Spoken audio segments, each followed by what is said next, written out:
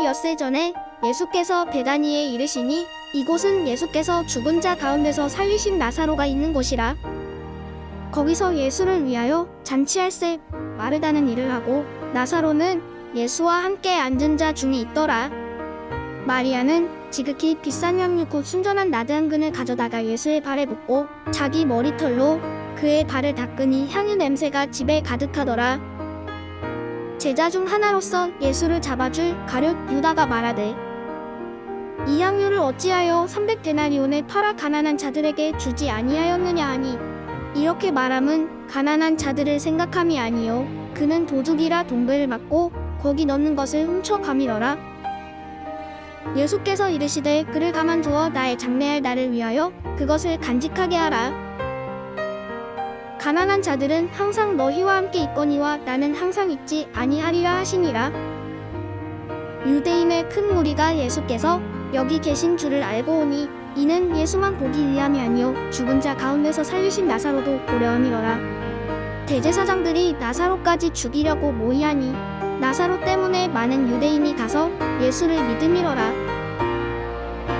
오늘은 요한복음 12장 1절부터 11절 말씀을 가지고 말씀을 전할 텐데 오늘 말씀의 제목은 향유 냄새가 가득하더라 라는 제목으로 말씀을 나누겠습니다. 죽은 나사로가 다시 살아난 사건은 예수님을 따라오던 무리에게나 예수님을 반대하던 무리에게나 굉장히 중요한 전환점이 되었습니다. 요한복음 11장 45절에 보면 이런 말씀이 나옵니다. 마리아에게 와서 예수께서 하신 일을 본 많은 유대인이 그를 믿었으나 한쪽에서는 믿음의 역사가 일어나고 있죠. 46절 이렇게 이어져요. 그 중에 어떤 자는 바리새인들에게 가서 예수께서 하신 일을 알리니라. 한쪽에서는 믿었고 또 한쪽에서는 어떤 모의가 시작됩니다. 그 모의의 내용이 뭐였을까요? 53절 말씀 보십시오. 이날부터는 그들이 예수를 죽이려고 모의하니라. 한쪽에서는 믿음이 더하여지고 한쪽에서는 예수를 죽이겠다고 모함하는 이 분위기 속에서 요한복음 12장이 시작되는 겁니다. 자, 1절 말씀 보겠습니다. 유월절 엿새 전에 예수께서 베다니에 이르시니 이곳은 예수께서 죽은 자 가운데서 살리신 나사로가 있는 곳이라. 여기 유월절 엿새 전이라고 시간 표시가 나옵니다. 여기 유월절이 언제냐 하면 바로 예수님께서 제자들과 함께 최후의 만찬을 나누신 날입니다. 그날이 오기 엿새 전에 베다니에서 잔치가 열렸어요. 이 잔치는 다름 아닌 예수님을 위한 잔치였습니다. 2절 말씀 볼까요? 거기서 예수를 위하여 잔치할 때 마르다는 일을 하고 나사로는 예수와 함께 앉은 자 중에 있더라. 여기 참 재미있는 게 삼남매의 위치입니다. 마르다 뭐 하고 있어요? 일을 하고 있습니다. 그 말은 예수님과의 거리가 좀 떨어져 있다라는 걸 의미하겠죠. 나사로는 어디 있다고 나와 있습니까? 예수와 함께 앉은 자 중에 있었다라고 나와요. 그러니까 무리들 속에 있는 겁니다. 자, 그렇다면 마리아는 어디 있나요? 3절 읽어볼게요. 마리아는 지극히 비싼 향유, 곧 순전한 나드 한 근을 가져다가 예수의 발에 붓고 자기 머리털로 그의 발을 닦으니 향유 냄새가 집에 가득하더라. 마리아는요, 예수님께로 가까이 나아갑니다. 그리고 향유를 예수님께 붓고 머리털로 예수님의 발을 닦아드리고 있습니다. 거리로 본다면 완전히 밀착되어 있는 겁니다. 여러분, 봉사하는 거 굉장히 중요합니다. 하지만 여러분들이 어떤 일을 하더라도 가장 중요한 것은 예수님께 더 가까이 나아가서 주님과 친밀한 교제를 나누는 것입니다. 특별히 마리아는 지극히 비싼 향유를 예수님께 부어드렸습니다. 얼마나 비싼 걸까요? 5절에 보니까 그 향유 가치가 300데나리온쯤 된다라고 나옵니다. 1데나리온이 장정의 하루 품삯이거든요. 그러니까 300데나리온이라는 말은 1년치 연봉에 해당되는 엄청난 가치가 있는 향유라는 겁니다. 그걸 깨뜨려서 예수님께 부어드렸어요. 엄청난 헌신을 한 거죠. 자, 그런데요, 3절 마지막 구절이 저는 참 좋아요. 마지막에 뭐라고 나왔나요? 향유 냄새가 집에 가득하더라. 얼마 전까지만 해도 이 집은요, 슬픔이 가득한 집이었습니다. 아픔과 고통이 가득한 집이었어요. 통곡과 눈물이 가득한 집이었습니다. 그런데 부활과 생명의 주님이 이곳에 오신 이후로 향유 냄새 가득한 집으로 바뀌었다는 겁니다. 우리 교회가 또 여러분의 가정이 그렇게 향유 냄새 가득한 곳이 될 수 있기를 간절히 소망합니다. 고린도후서 2장 15절에 이런 말씀이 나옵니다. 우리는 구원받은 자들에게나 망하는 자들에게나 하나님 앞에서 그리스도의 향기니. 꽃향기는 벌과 나비를 불러 모읍니다. 나는 저와 여러분을 통해 흘러나가는 그리스도의 향기가 하나님의 은혜에 갈급한 영혼들을 불러 모으게 되기를 간절히 소망합니다. 자, 마리아가 옥합을 깨고 향유를 부어드렸을 때 가장 먼저 나왔던 반응은 어처구니 없게도 마리아를 향한 책망이었어요. 4절 말씀부터 볼까요? 제자 중 하나로서 예수를 잡아줄 가룟 유다가 말하되 5절 이 향유를 어찌하여 300데나리온에 팔아 가난한 자들에게 주지 아니하였느냐 하니 6절 이렇게 말함은 가난한 자들을 생각함이 아니요 그는 도둑이라 돈꾀를 맞고 거기 넣는 것을 훔쳐가미러라. 책망이 왔어요. 그런데 그 책망의 동기가 굉장히 불순했다라고 나와 있죠. 자, 이에 대해서 예수님은 이렇게 말씀해 주십니다. 7절, 8절 말씀 볼게요. 예수께서 이르시되 그를 가만두어 나의 장래할 날을 위하여 그것을 간직하게 하라. 가난한 자들은 항상 너희와 함께 있거니와 나는 항상 있지 아니하니라 하시니라. 여러분, 여기서 우리가 굉장히 놀라운 사실 하나를 발견합니다. 그것은 마리아가 예수님의 죽으심을 예견하고 있었다라는 거죠. 어떻게 이게 가능했을까요? 그 이유는 아까 나왔던 것처럼 그녀가 늘 주님 곁에 가까이 나아가는 사람이었기 때문입니다.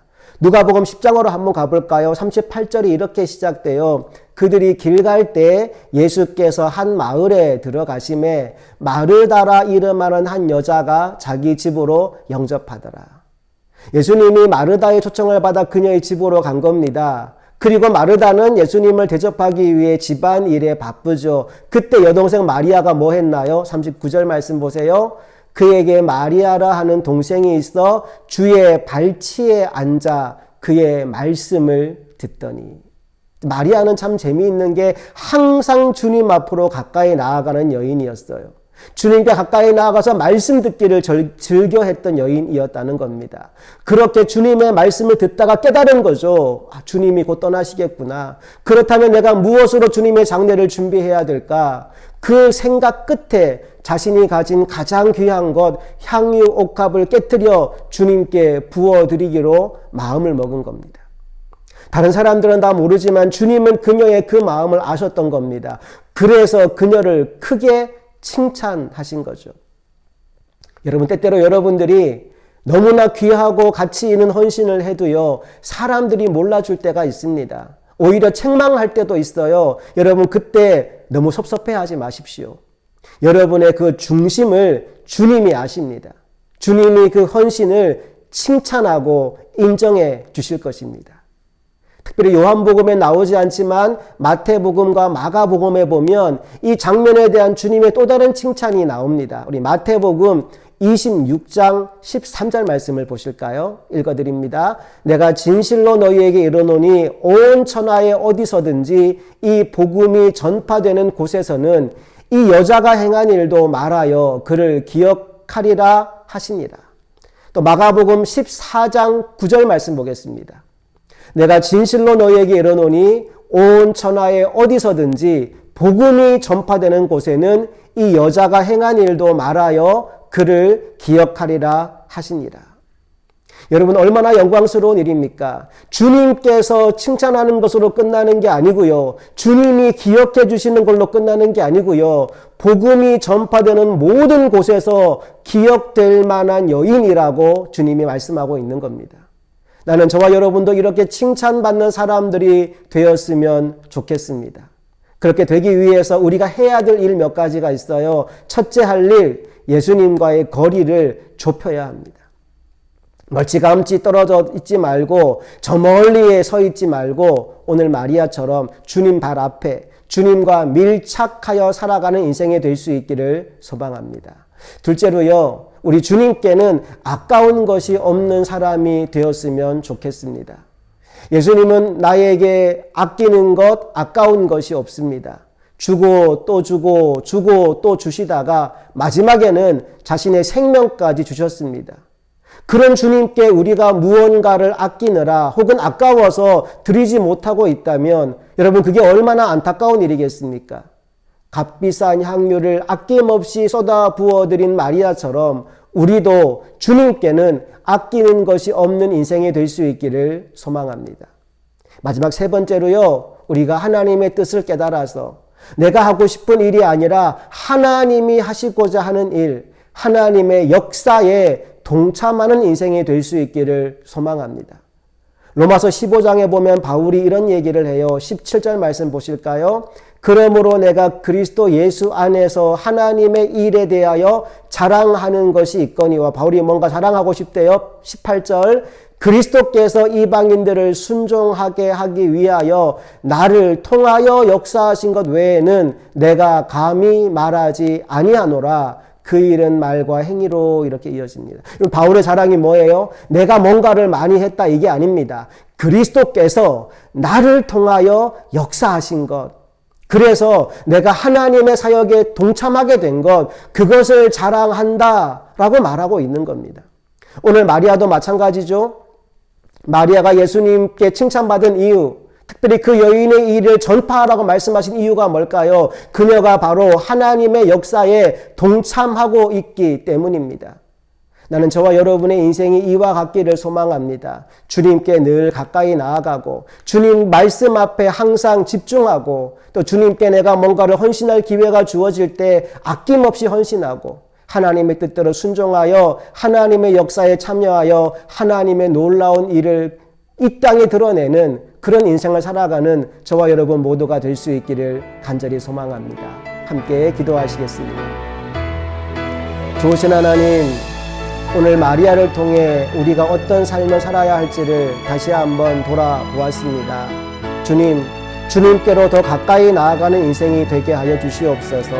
날이 가면 갈수록 주님과 더 친밀해지게 하여 주시옵소서. 그리고 주님의 뜻을 깨달아 알아 헌신할 것이 있다면 아낌없이 헌신하게 하시고 순종할 것이 있다면 아낌없이 순종하게 하셔서 주님의 뜻을 이루는 데 쓰임받는 우리 모두가 되게 하여 주옵소서. 우리 주 예수 그리스도 이름으로 간절히 기도합니다.